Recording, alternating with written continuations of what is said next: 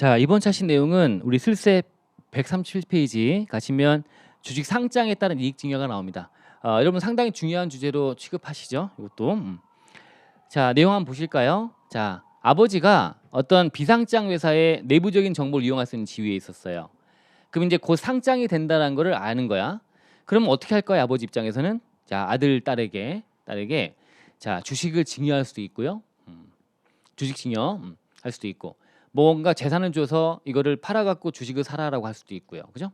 아니면 양도할 수도 있고요.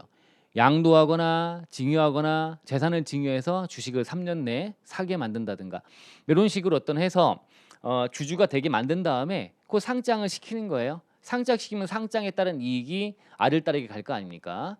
자, 근데 또 상장에 따른 이익은 꼭 아버지 주머니에서 아들 딸의 주머니로 간 거는 그렇게 볼 수 없기 때문에 여기 합산 배제엔 또 들어가 있는 걸로 또 아실 거예요. 그죠? 이렇게.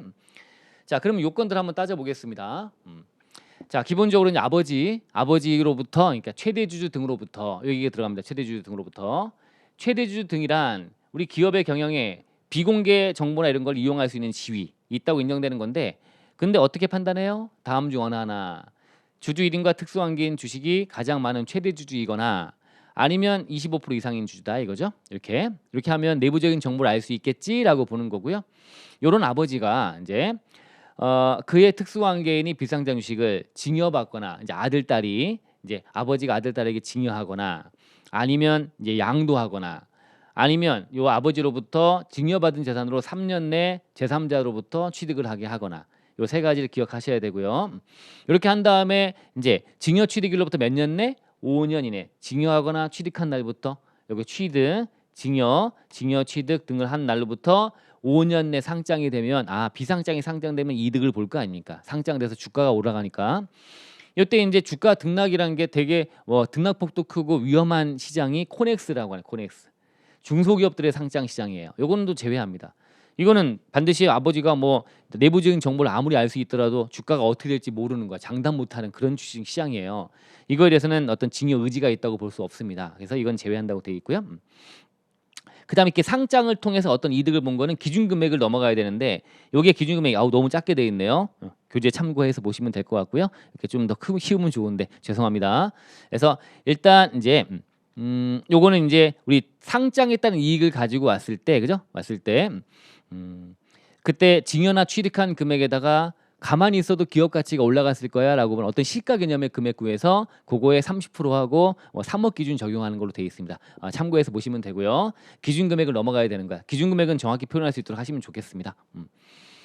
자, 거짓이나 부정한 방법으로 만약에 감소익이 이렇게 확인됐다면 특수한계는 아닌 자가 하는 거고 5년 내도 이 요건 안 따지고 한다라고 하는 게 약간 좀 강화되어 있는 걸로 보시면 돼요. 그러니까 플러스 알파입니다. 얘는 이렇게 하시면 되고요.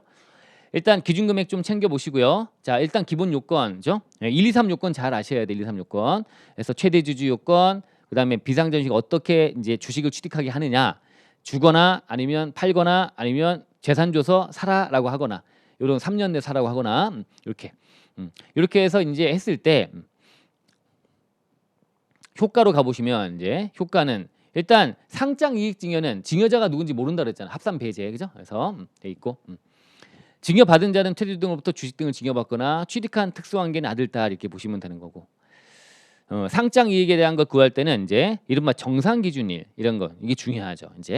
이게 이제 5년 내 상장이 됐어요. 이제 상장이 됐네요. 상장일부터 몇 개월? 3개월. 3개월 되는 날이 이제 정상 기준일이에요. 정상 기준일. 자, 상장하게 되면 바로 주가 형성이 제대로 시세를 반영하게 주가가 형성되는 것이 아니라고 보는 거야. 그래서 적어도 3개월은 지나야 이 상장에 따른 어떤 안정적인 주가가 나오면 그걸 통해 판단하겠다는 겁니다. 그래서 정산 기준이야. 이게 정산 기준일.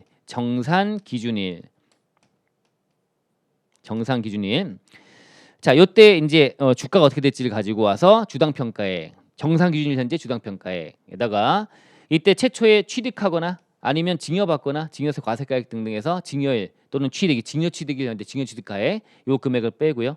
이건 지금 순수하게 뭘 구하는 거예요? 상장을 통한 이익을 구하는 거예요. 그럼 이때 이제 정상 기준 현재 주가가 있을 거고요. 주당 평가액. 그 다음에 여기에 증여하거나 취득하는 걸 통해서 했던 그 취득가액 지금 해서 그게 상장이 돼서 이득 본 거니까 요 금액은 빼줘야 되겠지 마이너스. 그다음에 요거는 가만히 있어도 지금 상장을 통한 이득이 아니라 그냥 주당 기업 가치가 가만히 있어 증가했을 금액. 요 금액은 상장 이익이 아니니까 빼겠다라고 하는 겁니다. 이렇게 해서 이제 여기다가 곱하기 취득한 주식 수를 곱하게 되면 증여세가액이 나오게 된다. 그죠? 요 놈을 가지고 와서 요 놈하고 아까 기준금액이라고 하는 걸 비교해 가지고 이제 기준금액 넘어가면 하겠다라고 하는 거고요. 넘어가면 하는 건데 요때도 요 금액을 또 가액에서 빼주지 않습니다. 그죠? 어쨌든 그렇게 하는 거다. 좀 표현이 그런데 어쨌든 이렇게 했어요.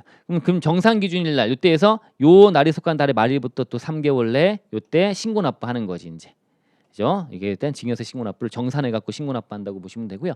환급도 받을 수 있습니다. 마이너스가 돼 버리면 주가가 떨어질 수 있지 않습니까? 그죠? 그런 것도 해준다라고 보시면 되고요. 효과에 가 보시면 이제 정산한다. 정산 기준이 아까 봤습니다. 상장일로부터 3개월, 그죠? 그 속한 달의 말일부터 3개월 되는 날까지 신고한다. 정산한다라고 하는 거예요. 정산한다. 정산하는 거고 환급도 받을 수 있으면 마이너스가 되면 기준금액 이상 그 차익이 마이너스가 이상 되면 요건 충족하면 환급도 받을 수 있다라고 되어 있습니다. 언급만 할 수 있으면 될 것 같아요. 그리고 나서 나중에 이거 주식을 나중에 상장된 주식을 팔 때는 취득가액은 이중과세를 방지한답시고 상장 이익에 대한 증여세 과세가액을 여기다 주식 취득가액, 증여 취득가액에 더해 가지고요. 이중과세를 또 방지해주고 있습니다. 이때 나오네. 정상 기준일은 상장일부터 3개월 되는 날로 되어 있습니다. 요거 다 암기 좀 하셔야 돼. 부담되죠, 그죠? 어쨌든 좀 잘 잡아놓으실 필요가 있고요. 다시 여기서 우리가 물음 쪼갰을 때 뭘 물어볼 수 있을까요? 다시 한번 보시면 이제 요건입니다. 최대주 등 이거 요건. 그다음 어떻게 주식을 취득하는 방법에 대한 얘기 1번, 2번 철저하게 3번까지 5년 내 상장, 코넥슨 제외까지. 그다음에 한 다음에 들어가서 계산을 간단하게 물어볼 수 있으나 계산을 물어볼 가능성은 거의 희박하다고 봅니다. 그럼 어쨌든 기준금액이란 표현을 잘 잡아서 하시면 좋겠고요. 그리고 요거 좀 잡아서 요거 좀 이해한 대로 이때 정상 기준일 현재 주당 평가에 그다음에 주식을 이제 증여하거나 취득할 때 그 가액 빼서 상장을 통한 이득을 구하려는데 기업 가치가 실질 증가한 금액은 마이너스 한다는 겁니다. 이렇게 해서 좀 생각하시면서 하면 이거 좀 외워집니다. 그래서 재산가액으로 한다라고 하는 거고 추가로 얹어 가지고 이제 정산 신고하는 개념을 잡아 놓으시면 되고 이때 연대납세무는 당연히 안 진다라고 하는 거죠.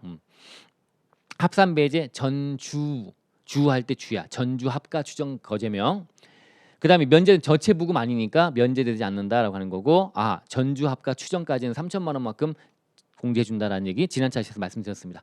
이렇게 보시면 되겠네요. 그죠?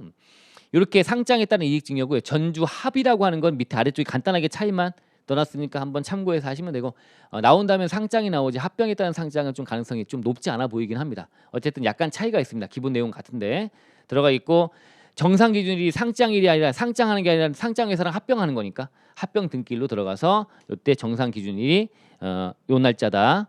상장일이 아니고 합병 등기일부터 3개월이다라고 하는 걸로 차이 약간 만들어 놓으시면 나머지는 준용한다고 되어 있기 때문에 이렇게 보시면 됩니다.